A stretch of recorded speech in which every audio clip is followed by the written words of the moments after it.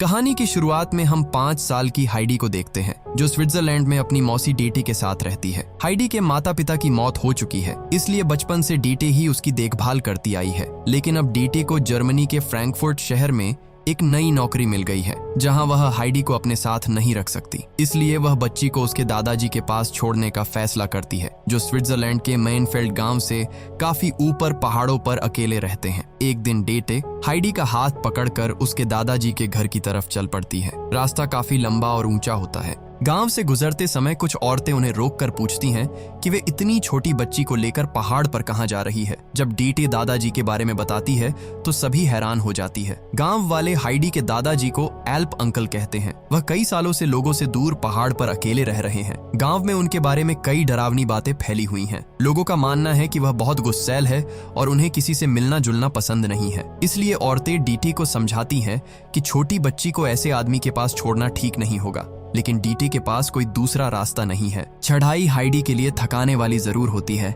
लेकिन पहाड़ की खुली हवा उसे बहुत पसंद आती है। उसे गर्मी लगने लगती है, इसलिए वह रास्ते में अपने भारी कपड़े और जूते उतारती जाती है। कुछ ही देर में वह हल्के कपड़ों में घास पर दौड़ने लगती है। डीटे उसे जल्दी चलने के लिए कहती रहती है, जबकि हाइडी फूलों, जानवरों और चारों तरफ फैले पहाड़ों को देखकर खुश हो रही होती है। अब तक उसे ज्यादातर समय घर के अंदर रहना पड़ा था, इसलिए यहाँ की खुली और आजाद जिंदगी उसके लिए बिल्कुल नई होती है। काफी ऊपर पहुंचने के बाद दोनों को लकड़ी की एक छोटी झोपड़ी दिखाई देती है। यही हाइडी के दादाजी का घर है। दादाजी उन्हें देखते ही समझ जाते हैं कि डीटे किसी परेशानी के साथ आई है। डीटे सीधे बताती है कि उसे फ्रैंकफर्ट में नौकरी मिल गई है और अब वह हाइडी को नहीं संभाल सकती। वह उन्हें याद दिलाती है कि हाइडी उनकी अपनी पोती है और पिछले 5 साल से वह अकेले उसकी जिम्मेदारी उठा रही थी। दादाजी बच्ची को अपने पास रखने से साफ मना कर देते हैं और डीटे से उसे वापस ले जाने के लिए कहते हैं। लेकिन डीटे भी अब फैसला कर चुकी है। वह हाइडी को समझाती है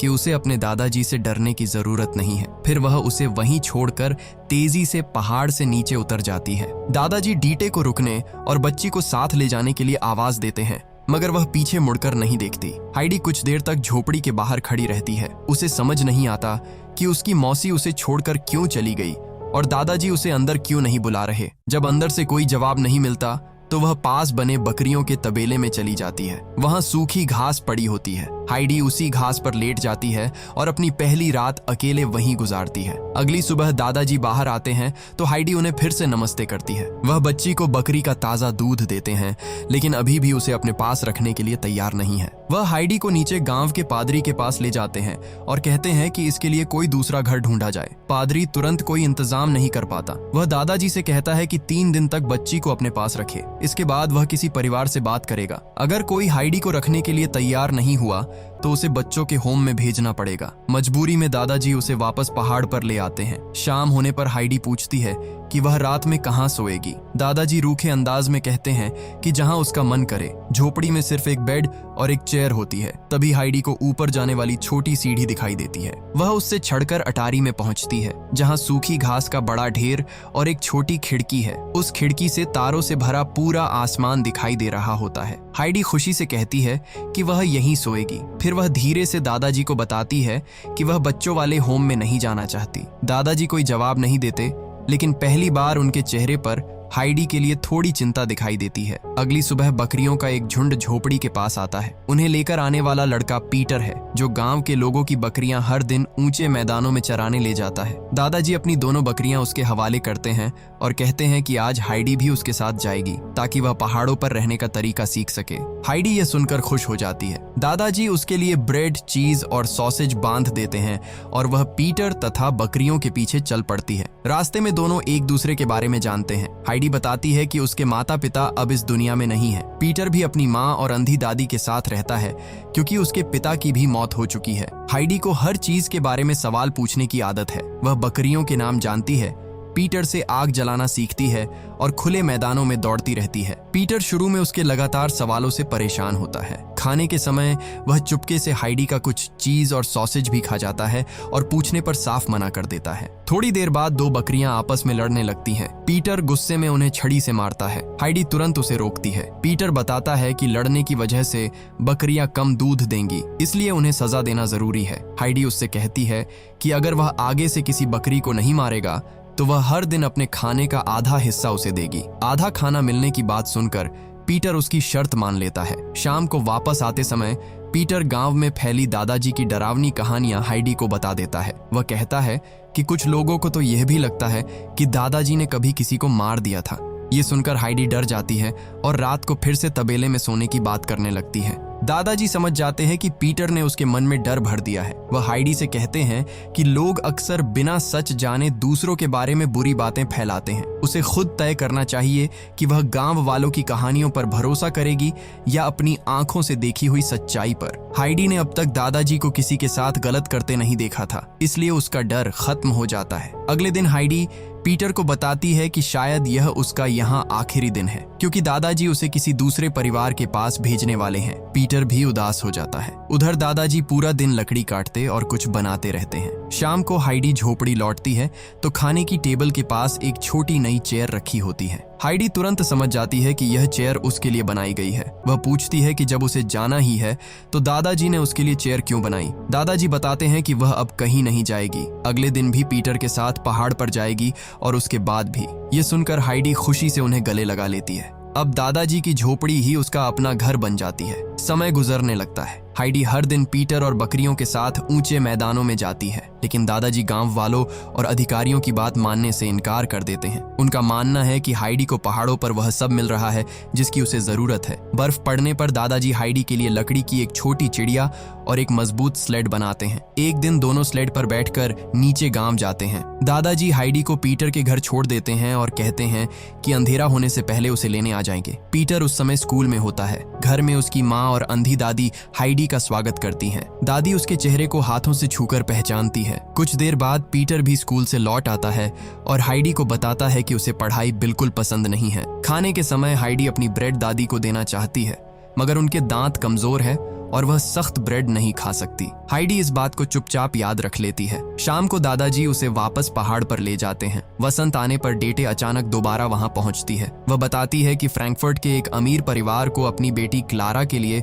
एक साथी लड़की चाहिए। वहां हाइडी को अच्छे कपड़े, बड़ा घर और पढ़ाई का मौका मिलेगा। दादाजी उसकी बात सुनते ही मना कर देते हैं। डेटे उन्हें धमकी देती है कि हाइडी को स्कूल न भेजने की वजह से अधिकारी बच्ची को उनसे छीन सकते हैं। दादाजी उससे पूछते हैं कि जब हाइडी को सच में किसी की जरूरत थी तब वह उसे यहाँ छोड़कर चली गई थी और अब अचानक उसके भविष्य की चिंता क्यों हो रही है। वह साफ कहते हैं कि हाइडी कहीं नहीं जाएगी। डेटे वहां से लौटने का नाटक करती है, लेकिन सीधे उस मैदान में पहुंचती है जहां हाइडी पीटर के साथ बकरियां चरा रही होती है। वह हाइडी को फ्रैंकफर्ट के बड़े घर, अच्छे कपड़ों और उसकी उम्र की लड़की के बारे में बताती है। हाइडी साफ कहती है कि उसे अपने दादाजी को छोड़कर कहीं नहीं जाना। तब डेटे झूठ बोलती है कि दादाजी ने ही उसे फ्रैंकफर्ट भेजने के लिए कहा है। वह वादा करती है कि अगर हाइडी को वहां अच्छा नहीं लगा तो वह वापस घर आ सकती है। हाइडी दादाजी से गुड बाय कहने की बात करती है, लेकिन डीटी ट्रेन छूटने का बहाना बनाकर उसे तेजी से नीचे ले जाती है। पीटर ये देखकर झोपड़ी की तरफ भागता है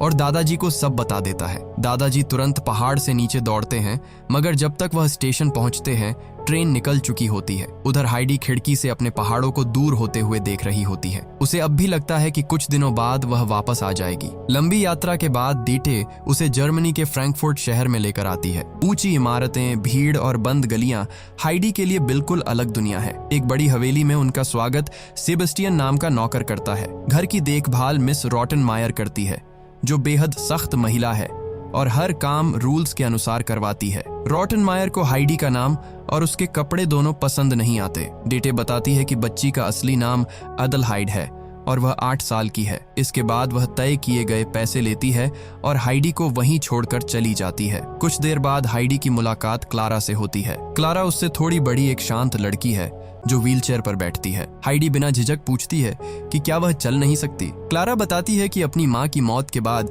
वह बीमार हो गई थी और तभी से अपने पैरों पर खड़ी नहीं हो पाती। क्लारा हाइडी से अपनी व्हीलचेयर को धक्का देने के लिए कहती है। हाइडी उत्साह में उसे तेजी से कमरे में घुमाने लगती है और व्हीलचेयर एक टेबल से टकरा जाती है। रॉटनमायर आवाज सुनकर वहां आती है, लेकिन क्लारा पूरी गलती अपने ऊपर ले लेती है।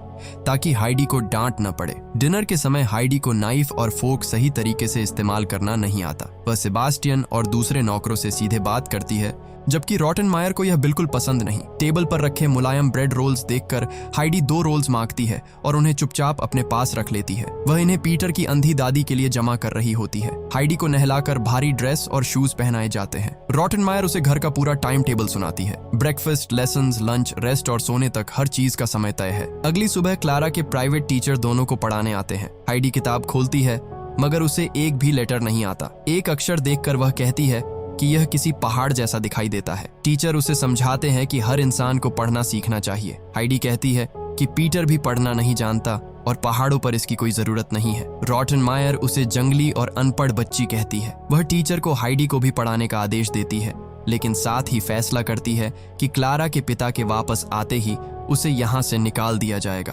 क्लारा इस बात का विरोध करती है और हाइडी को अपने साथ रखने की जिद करती है। एक दिन क्लारा हाइडी को अपनी माँ की पुरानी तस्वीर दिखाती है। तस्वीर में क्लारा अपने पैरों पर खड़ी होती है। वह बताती है कि अपनी माँ की मौत के बाद ही वह बीमार हुई थी और चलना बंद हो गया था। हाइडी अब समझती है कि क्लारा भी अपनी तरह किसी अपने को खो चुकी है। हाइडी दिन भर खिड़कियों से पहाड़ों को ढूंढती रहती है, मगर उसे सिर्फ ऊंची इमारतें दिखाई देती हैं। सेबास्टियन बताता है कि शहर के एक ऊंचे टावर से बहुत दूर तक देखा जा सकता है। दोपहर के रेस्ट के समय हाइडी क्लारा को व्हीलचेयर पर बैठाकर चुपचाप घर से बाहर ले जाती है। दोनों भीड़ भरी गलियों में टावर ढूंढते हुए वहां पहुंचती है। हाइडी अकेले ऊपर चढ़कर चारों तरफ देखती है। उसे उम्मीद है कि वहां से उसके एल्प्स दिखाई देंगे, लेकिन दूर तक सिर्फ फ्रैंकफर्ट का शहर नजर आता है। वह निराश होकर नीचे उतर आती है। वापसी में दोनों को छोटे बिल्ली के बच्चे मिलते हैं और वे उन्हें अपने साथ हवेली ले आती हैं। उधर रॉटनमायर और सर्वेंट्स दोनों लड़कियों को ढूंढकर परेशान हो चुके होते हैं। उनके लौटते ही रॉटनमायर भड़क जाती है। तभी थैले से किटन्स बाहर निकल आते हैं। रॉटनमायर को बिल्लियों से डर और एलर्जी होती है, इसलिए वह चीखते हुए इधर उधर भागने लगती है। सेबास्टियन बिल्लियों को संभालता है, मगर हाइडी को सजा दी जाती है। उसे डिनर नहीं मिलता और पूरी शाम दीवार की तरफ मुंह करके खड़ा रहना पड़ता है। रॉटनमायर धमकी देती है कि अगली बार उसे चूहों वाले तहखाने में बंद कर दिया जाएगा। यह सुनकर हाइडी फैसला करती है कि अब वह यहाँ नहीं रहेगी। वह पीटर की दादी के लिए बचाए हुए ब्रेड रोल्स उठाती है और मेन डोर की तरफ भागती है। क्लारा उसे रोकने की कोशिश करती है, लेकिन हाइडी बताती है कि डीट ने वादा किया था कि जब उसका मन करे वह घर लौट सकती है। रॉटनमायर उसे दरवाजे पर पकड़ लेती है और बताती है कि डीट ने उससे झूठ बोला था। हाइडी को कहीं जाने की अनुमति नहीं है। उसके हाथ से ब्रेड रोल्स जमीन पर गिर जाते हैं। क्लारा यह सब देखकर रोने लगती है, क्योंकि उसे लगता है कि हाइडी उसे छोड़ना चाहती है। अगली सुबह क्लारा की तबीयत खराब हो जाती है और डॉक्टर को बुलाया जाता है। रॉटनमायर इसका दोष हाइडी पर डालती है। हाइडी डरते हुए डॉक्टर से पूछती है कि क्या क्लारा सच में उसकी वजह से बीमार हुई है। डॉक्टर बताता है कि क्लारा अब पहले से बेहतर है और हाइडी के आने के बाद वह ज्यादा खुश रहने लगी है। हाइडी जब क्लारा के कमरे में जाती है तो क्लारा पूछती है कि क्या वह इतनी बुरी है कि हाइडी उसके साथ नहीं रहना चाहती। हाइडी समझाती है कि वह क्लारा से नहीं, अपने दादाजी और पहाड़ों से दूर होने की वजह से जाना चाहती थी। क्लारा कहती है कि इस घर में उसके पास हाइडी के अलावा कोई नहीं है। हाइडी उसका हाथ पकड़ती है और फिलहाल यही रहने का फैसला करती है। दिन गुजरते हैं और हाइडी पढ़ने की कोशिश करती रहती है। वह लेटर्स को पहाड़ और ब्रेड जैसी जानी पहचानी चीजों से जोड़कर याद करती है, मगर उसका ध्यान बार बार घर की तरफ चला जाता है। इसी दौरान क्लारा के पिता विदेश यात्रा से वापस आते हैं। उनके साथ क्लारा की ग्रैंड मामा भी आती है। क्लारा उन्हें देखकर खुश हो जाती है और बड़े उत्साह से हाइडी से मिलवाती है। ग्रैंड मामा समझाती है कि अगर वह पढ़ना सीख गई तो उसे कहानी जानने के लिए किसी दूसरे का इंतजार नहीं करना पड़ेगा। अब हाइडी सच में पढ़ना सीखना चाहती है। ग्रैंड मामा और टीचर उसकी मदद करते हैं। कुछ समय की प्रैक्टिस के बाद वह पहली बार पूरी पैसेज पढ़कर सुना देती है। क्लारा और सभी लोग उसकी तारीफ करते हैं। क्लारा के पिता को लगता है कि हाइडी अब हवेली में अच्छी तरह रहने लगी है, इसलिए वह कहते हैं कि वह हमेशा उनके साथ रह सकती है। क्लारा ये सुनकर खुश होती है, मगर हाइडी चुप हो जाती है। हमेशा फ्रैंकफर्ट में रहने का मतलब है कि वह अपने दादाजी के पास कभी वापस नहीं जाएगी। आधी रात को मेन डोर फिर खुलता है और सफेद कपड़ों में एक छोटी आकृति सीढ़ियों से उतरकर बाहर चली जाती है। पास जाकर देखने पर पता चलता है कि वह हाइडी है, जो गहरी नींद में चल रही होती है। डॉक्टर उसे अचानक जगाने से रोकता है और धीरे से अंदर लाता है। होश में आने पर हाइडी बताती है कि उसने दादाजी का सपना देखा था। डॉक्टर पूछता है कि उसे कहीं दर्द हो रहा है या नहीं। हाइडी अपने सीने की तरफ इशारा करती है। उसके कमरे में जमा किए हुए सॉफ्ट ब्रेड रोल्स भी मिलते हैं। हाइडी बताती है कि वे पीटर की अंधी दादी के लिए हैं क्योंकि वह सख्त ब्रेड नहीं खा सकती। डॉक्टर अब पूरी बात समझ जाता है। हाइडी को गहरी होम सिकनेस है। वह अपने घर को इतना याद कर रही है कि नींद में उठकर पहाड़ों को ढूंढने लगती है। डॉक्टर साफ कहता है कि हाइडी को तुरंत स्विट्जरलैंड वापस भेजना होगा। अगर उसे यहाँ रोका गया तो उसकी हालत और खराब होती जाएगी। जब क्लारा को यह बात पता चलती है तो वह रोने लगती है। वह अपने पिता से हाइडी को यही रखने की जिद करती है। गुस्से और दुख में वह हाइडी से भी कह देती है कि वह अपने दादाजी और पीटर के पास चली जाए। हाइडी जाने से पहले क्लारा से गुड बाय कहना चाहती है, मगर क्लारा अपने कमरे का डोर नहीं खोलती। हाइडी दादाजी की बनाई हुई लकड़ी की चिड़िया सेबास्टियन को देती है और कहती है कि वह इसे क्लारा तक पहुंचा दे। साथ ही वह उससे वादा लेती है कि एक दिन क्लारा को उसके पहाड़ों पर जरूर भेजा जाएगा। उसी दिन सेबास्टियन हाइडी को ट्रेन से स्विट्जरलैंड वापस लेकर जाता है। फ्रैंकफर्ट से दूर जाते ही हाइडी के चेहरे की उदासी कम होने लगती है। माइनफेल्ड पहुंचने पर वह अपने भारी शूज उतार देती है और पहाड़ी रास्ते पर दौड़ पड़ती है। गांव के बच्चे उसके महंगे कपड़े देखकर हैरान होते हैं, लेकिन हाइडी को इन चीजों की कोई चिंता नहीं होती। वह सबसे पहले पीटर के घर पहुंचती है। पीटर और उसकी माँ उसे देखकर खुश हो जाते हैं। हाइडी अपनी टोकरी से ढेर सारे मुलायम ब्रेड रोल्स निकालकर अंधी दादी को देती है। फ्रैंकफर्ट में बचाए गए वे रोल्स आखिर उसी इंसान तक पहुंच जाते हैं जिसके लिए उसने उन्हें जमा किया था। वह पीटर को सॉसेज देती है और फिर पहाड़ की तरफ दौड़ जाती है। झोपड़ी के पास पहुंचते ही हाइडी जोर से दादाजी को आवाज देती है।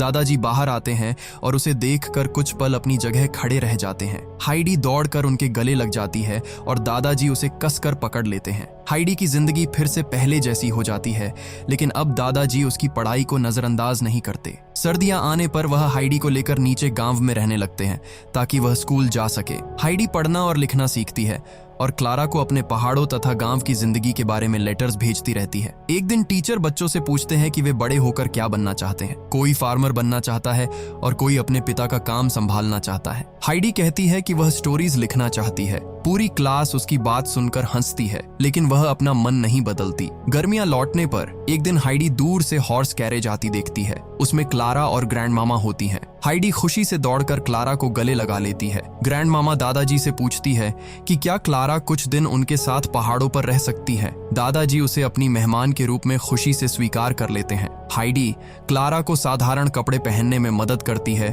और उसे झोपड़ी, अटारी, बकरियां तथा चारों तरफ फैले पहाड़ दिखाती है। क्लारा उन सभी चीजों को देखकर खुश होती है जिनके बारे में उसने हाइडी के लेटर्स में पढ़ा था। लेकिन पीटर को क्लारा का आना पसंद नहीं आता। उसे लगता है कि हाइडी अब उसके साथ समय बिताने के बजाय पूरा दिन क्लारा के साथ रहेगी। अगले दिन वह झोपड़ी के बाहर खड़ी क्लारा की खाली व्हीलचेयर देखता है। उसे लगता है कि अगर व्हीलचेयर नहीं रहेगी तो क्लारा को फ्रैंकफर्ट वापस जाना पड़ेगा। इसी सोच में वह व्हीलचेयर को पहाड़ी से नीचे धक्का दे देता है, जहां वह पत्थरों से टकराकर टूट जाती है। जब व्हीलचेयर नहीं मिलती तो दादाजी जल्दी समझ जाते हैं कि यह काम पीटर ने किया है। वह उसे मारते नहीं बल्कि कहते हैं कि उसका पछतावा ही फिलहाल उसकी सजा है। व्हीलचेयर न होने के कारण दादाजी क्लारा को अपनी पीठ पर बैठाकर ऊंचे मैदान तक ले जाते हैं और पीटर से दोनों लड़कियों का ध्यान रखने के लिए कहते हैं। हाइडी खाने की कुछ चीजें लेने थोड़ी दूर जाती है। उसी समय क्लारा खुद अपनी जगह से उठने की कोशिश करती है। हाइडी पीछे मुड़ती है तो क्लारा अपने दोनों पैरों पर खड़ी होती है। हाइडी और पीटर ये देखकर हैरान रह जाते हैं।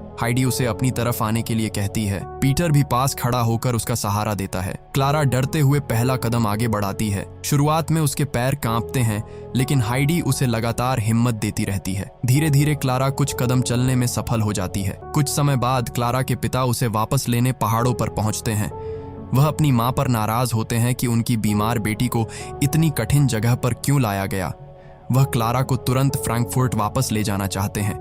तभी क्लारा अपने पैरों पर चलती हुई उनके सामने आती है। उसके पिता कुछ पल अपनी जगह से हिल भी नहीं पाते। क्लारा धीरे धीरे उनके पास पहुंचती है और उन्हें गले लगा लेती है। अपनी बेटी को चलते देखकर उनकी नाराजगी खत्म हो जाती है। जाने से पहले ग्रैंड मामा हाइडी को एक खाली नोटबुक और पेन देती है। हाइडी नोटबुक खोलकर कहती है कि इसमें तो कुछ लिखा ही नहीं है। ग्रैंड मामा समझाती है कि इसे भरने का काम हाइडी का है। हाइडी बताती है कि स्कूल के बच्चे उस पर हंसते हैं क्योंकि वह बड़ी होकर स्टोरीज लिखना चाहती है। ग्रैंड मामा कहती है कि हाइडी ने पहाड़ों के साथ फ्रैंकफर्ट की जिंदगी भी देखी है। अगर उसे स्टोरीज लिखने में खुशी मिलती है तो उसे दूसरों की बातों की वजह से अपना सपना नहीं छोड़ना चाहिए। क्लारा और हाइडी एक दूसरे को गले लगाकर गुड बाय कहती हैं और दोबारा मिलने का वादा करती हैं। कैरेज नीचे गांव की तरफ चली जाती है। हाइडी अपनी नई नोटबुक संभाल कर रखती है और फिर पीटर तथा बकरियों के साथ पहाड़ों पर निकल जाती है। आखिरी सीन में हाइडी अपनी देखी हुई जगहों और लोगों के बारे में नोटबुक में लिखना शुरू करती है। फिर वह बकरियों के साथ खुले मैदान में दौड़ती है,